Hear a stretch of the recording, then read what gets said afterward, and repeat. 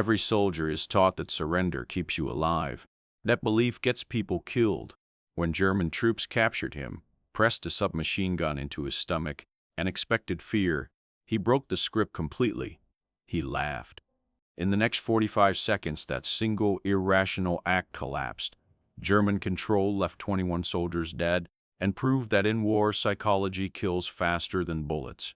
If you think you know how this ends, stay with me, because this isn't a story about bravery. It's about what happens when war stops following the rules. By January 1945, the war in Western Europe had entered a strange, unstable phase.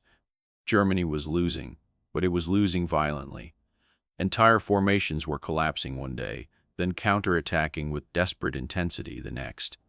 The front lines were no longer clean arrows on a map, they were jagged, overlapping zones of exhaustion, fear. For soldiers on the ground, this was the most dangerous stage of the war, not because the enemy was strong, but because nothing was predictable anymore. In theory, the rules of combat were clear. When surrounded, you surrendered. When outnumbered, you complied. When a weapon was pressed into your body and resistance meant certain death, you raised your hands and trusted the process. The Geneva Convention existed. Prisoners were supposed to be processed, guarded, exchanged. Surrender was not bravery. It was procedure.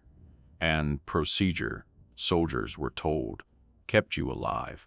But by the winter of 1944, it was starting to crack in the Ardennes. American units had learned something brutal.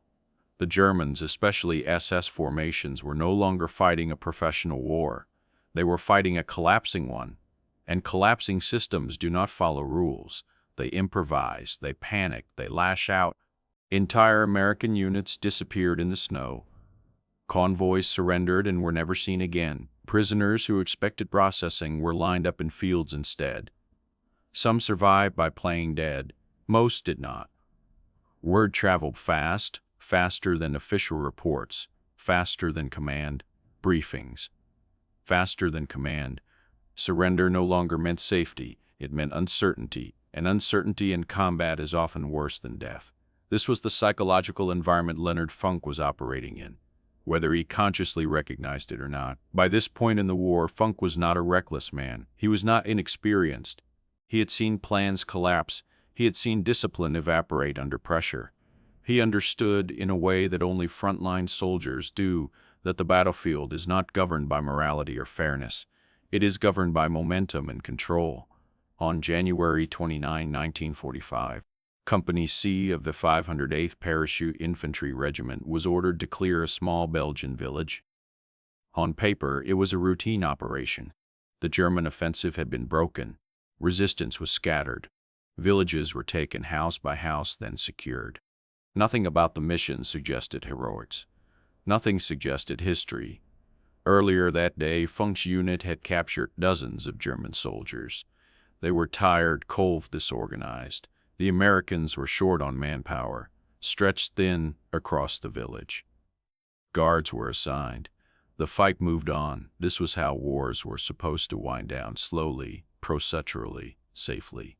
But wars do not wind down, they fray. Somewhere behind the American lines, control slipped. A guard detail was overwhelmed. Weapons changed hands. Prisoners became soldiers again. In minutes, a contained situation transformed into something lethal and unstable. Funk did not know any of this when he moved through the village, checking men, making sure the situation behind him was as secure as he believed it to be.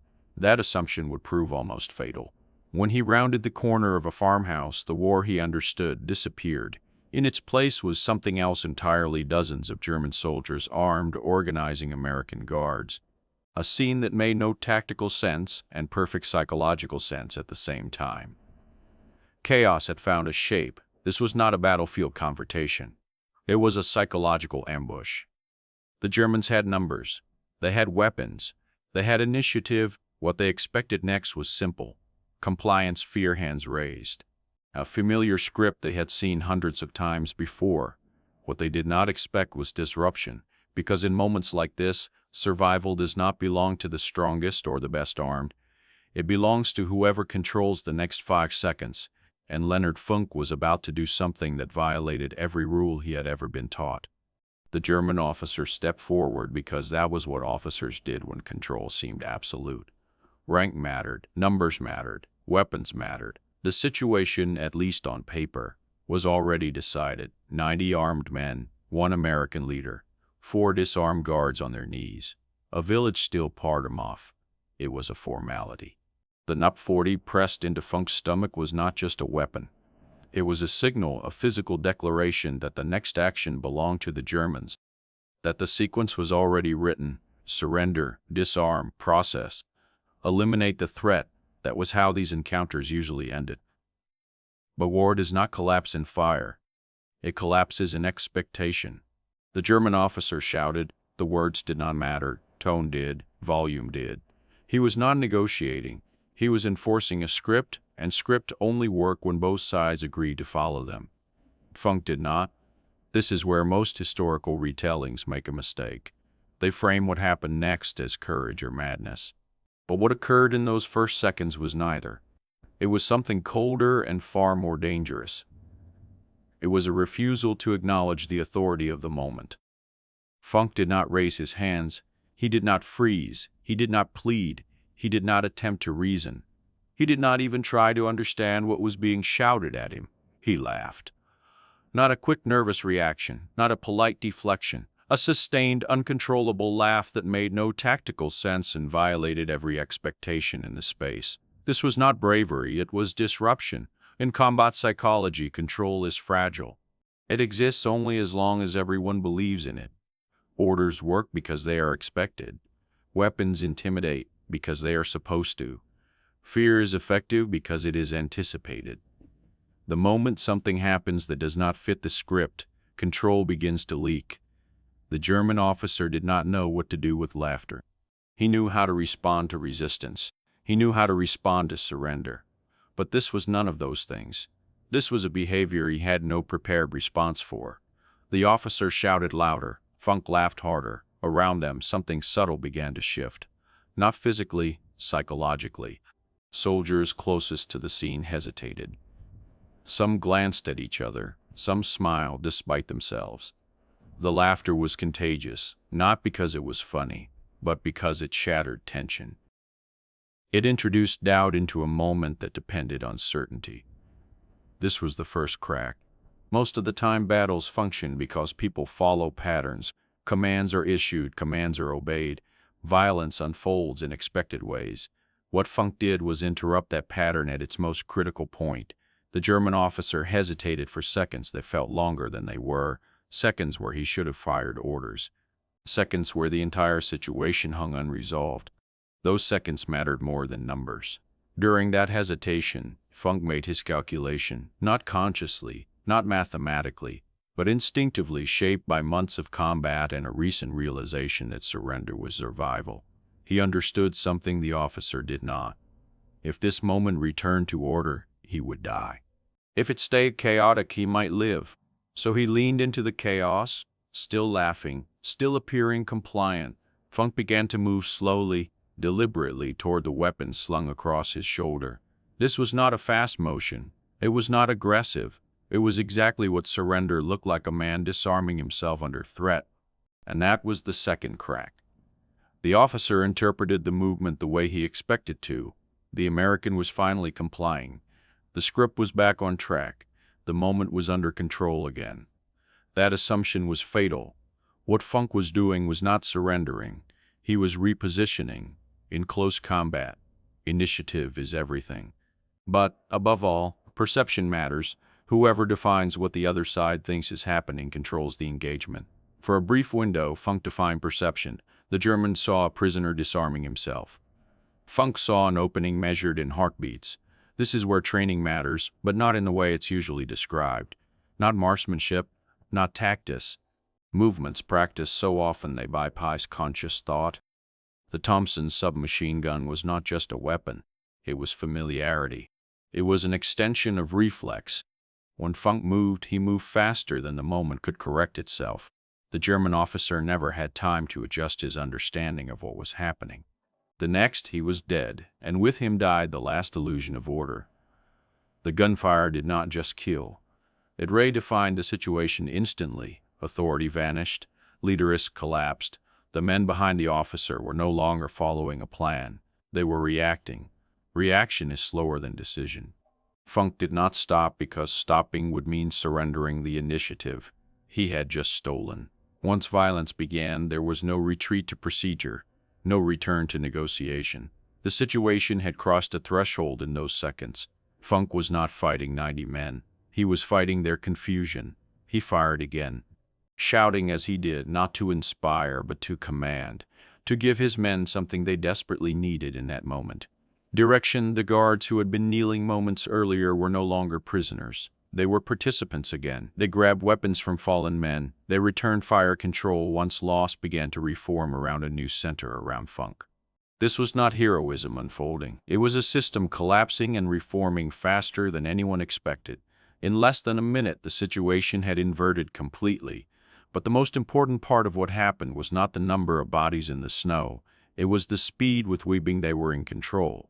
The Americans started believing they could survive, and in war, belief is often enough. When the gunfire finally faded, the silence felt unreal. Smoke hung low over the snow. Empty casings steamed briefly before cooling. Bodies lay where momentum had dropped them. What had been a gathering of armed men minutes earlier was now a frozen snapshot of collapse.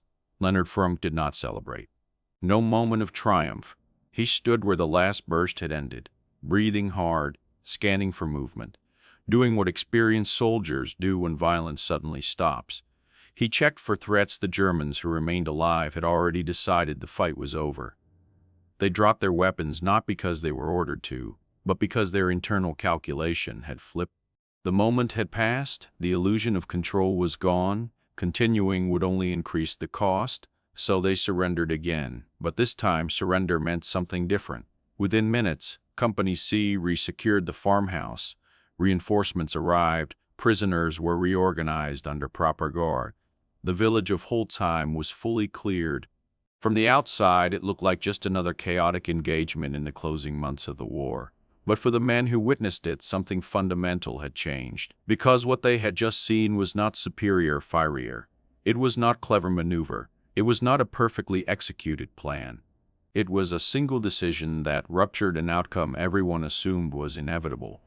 Later, when Funk described the event, he dismissed it with an almost uncomfortable bluntness. He did not frame it as bravery. He did not claim foresight. He did not describe fear or anger or calculation. He called it stupid. That reaction is more revealing than any medal citation. Soldiers who survive moments like this rarely romanticize them. They understand how thin the margin was, how easily the same decision could have ended differently, how little control anyone truly had. What Funk had done was not heroic in the cinematic sense. It was adaptive. He responded to a collapsing system by refusing to play his assigned role inside it.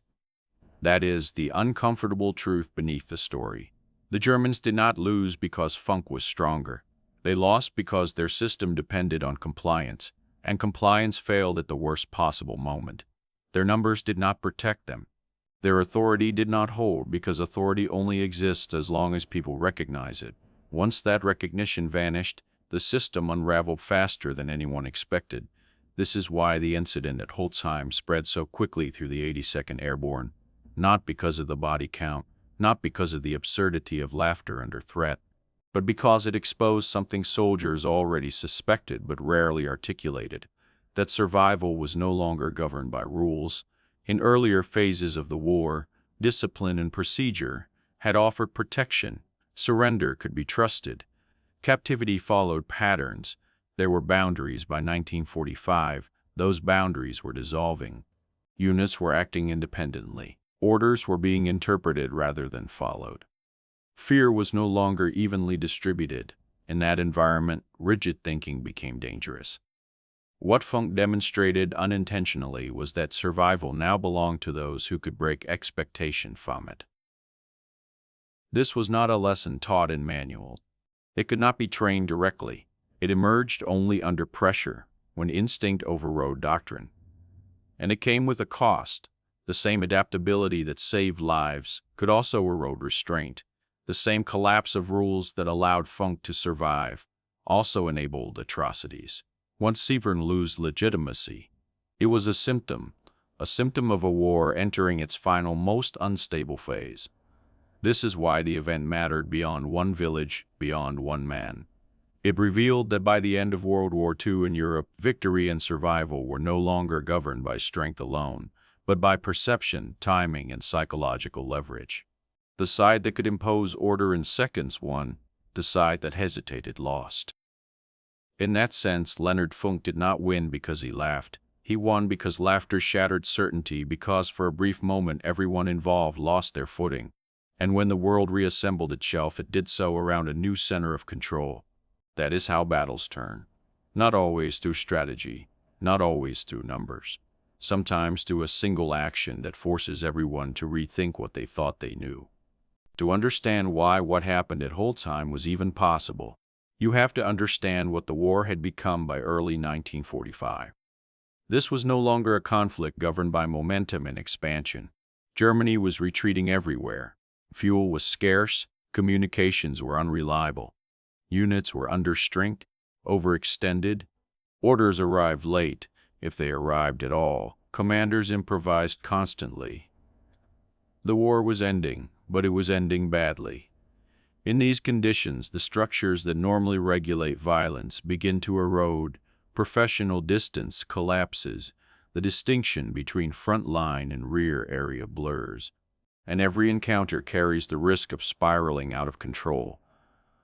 This is the environment that produced Holzheim. Not a battlefield shaped by strategy, but one shaped by exhaustion and fear. By this point, many German soldiers no longer trusted surrender to protect them. Most sides carried stories, rumors, memories of betrayal, memories of mercy punished.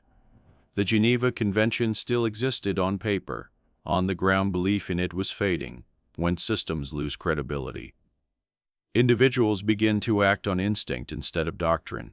That shift is subtle, but it is decisive. In earlier stages of the war, laughing under threat would have been irrational. Refusing to comply would have been suicidal. The structure of the conflict would have punished such behavior immediately. By January 1945, that structure was already fractured. German control at Holzheim was not real control. It was assumed control. It relied on habit, fear. Once that expectation failed, there was nothing beneath it. This is a pattern seen repeatedly in collapsing conflicts. Authority becomes performative. Orders are issued, but enforcement depends on belief rather than capacity. Leaders project confidence they no longer possess. Subordinates follow routine that no longer guarantees safety.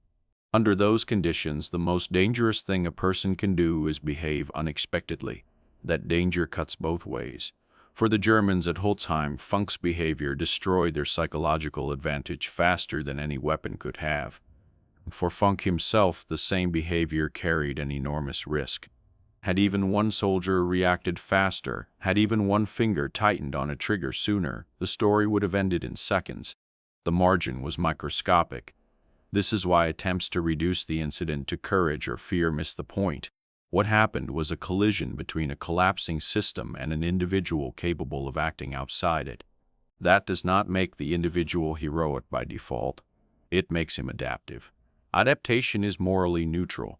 It can save lives. It can also enable brutality. It depends entirely on context. World War II's final months were defined by this ambiguity. Victories were achieved not just through firepower. Units that hesitated, disintegrated. Holzheim compressed this reality into less than a minute after the incident. Funk returned to his duties.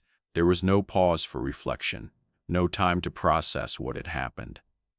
The war continued, indifferent to individual moments of transformation. It was too small to change the course of the war, too chaotic to fit cleanly into doctrine, too dependent on circumstance to be turned deliberately.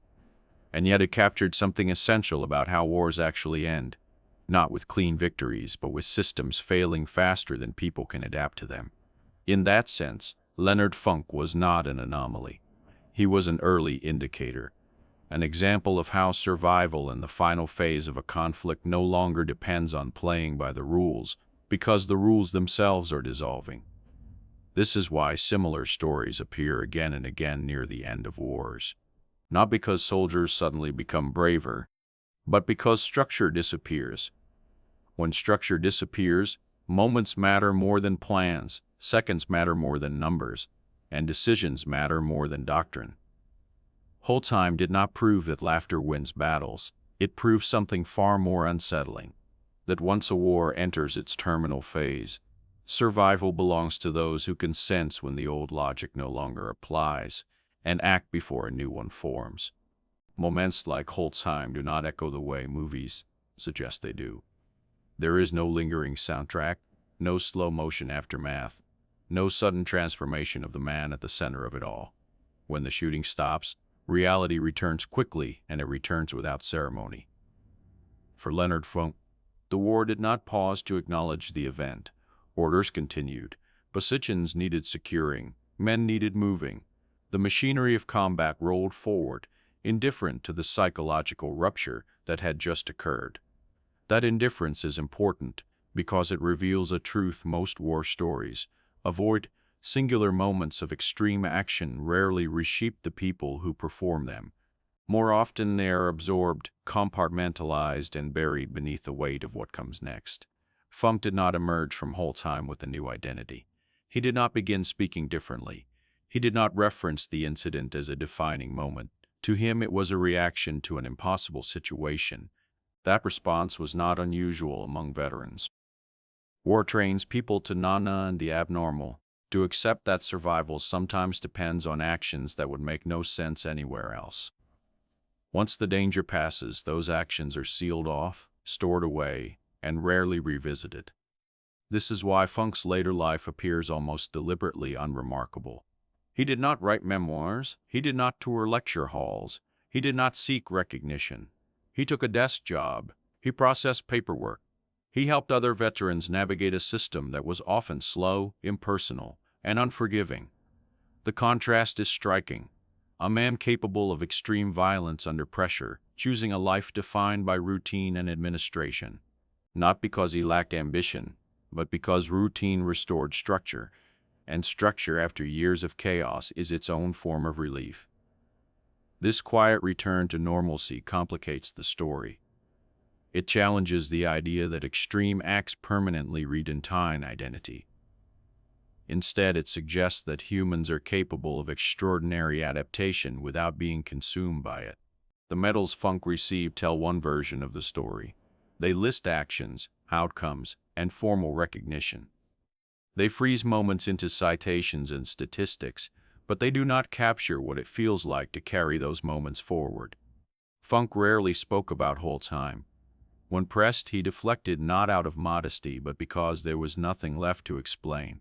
The decision had been made. The consequences had unfolded. Re-examining it offered no additional clarity.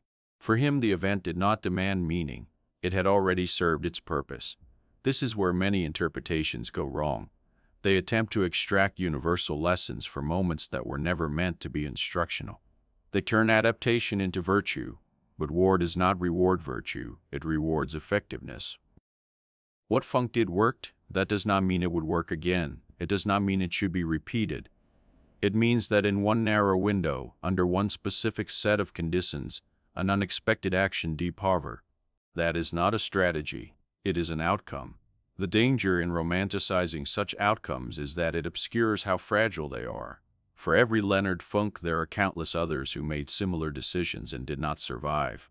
Their stories do not circulate because survival is the filter through which history is told. This is why the story of Holtheim should be approached carefully, not as a blueprint, not as inspiration, but as evidence. Evidence of how human behavior interacts with failing structures. Evidence of how moments, not plans, can determine outcomes when systems lose coherence.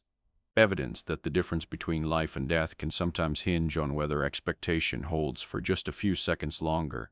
Funk's life after the war suggests he understood this intuitively. He did not build an identity around the moment because he recognized it for what it was, a response to collapse, not a personal triumph. A product of circumstances, not destiny. In that sense, his quiet post-war existence is not a contradiction.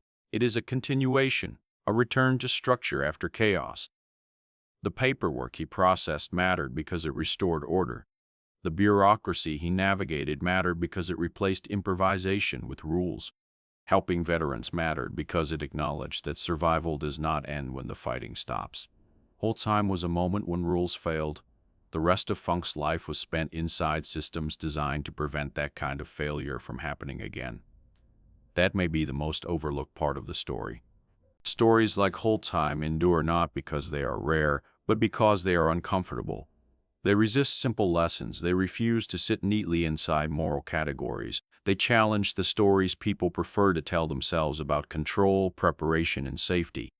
Most people want to believe that survival is a product of rules. But if you follow the correct procedures, make the approved choices, and behave predictably, outcomes will be predictable too. That belief is comforting. It makes chaos feel manageable. But history does not support it. Wars, like many human systems, function well only while they are stable. Once stability erodes, they begin protecting only those who can sense when the rules no longer apply. This is not unique to war. Collapsing institutions, failing markets, crumbling organizations, and sudden crises all follow similar patterns. Authority becomes symbolic, procedure lag behind reality. People cling to habits we call procedure for, but differently enough to break expectation. That is what made Whole Time resonate beyond its immediate context. It exposed a truth that applies far outside a Belgian village in 1945. Control is fragile. It exists not because it is enforced constantly, but because at recognition disappears, control evaporates faster than anyone anticipates. Leonard Funk did not defeat 90 soldiers with superior firepower. He defeated a shared assumption. The assumption that the situation was already decided. The assumption that compliance was inevitable. The assumption that authority would be obeyed. When that assumption collapsed, are so difficult to reproduce intentionally, you cannot plan them. You cannot teach them as doctrine. You can only recognize the conditions that make them possible. Those conditions are always the same. A system under stress, a breakdown of trust, conflicting expectations, and a narrow window where hesitation is more dangerous than action. Most people miss that window, not because they lack courage, but because they are still operating under old rules. This is what makes the story unsettling rather than inspiring. It suggests that competence is not always enough, that preparation can be fatal when systems fail. For soldiers in 1945, this realization came too late for many. For people outside war, the lesson is easier to ignore, until it isn't. History is filled with moments where survival favored those who recognized the collapse of structure before others did. Not because they were smarter, but because they were willing to act without permission. Once permission lost its meaning, that willingness is dangerous. It can also produce terrible ones, which is why societies rely so heavily on rules. In the first place, rules reduce uncertainty.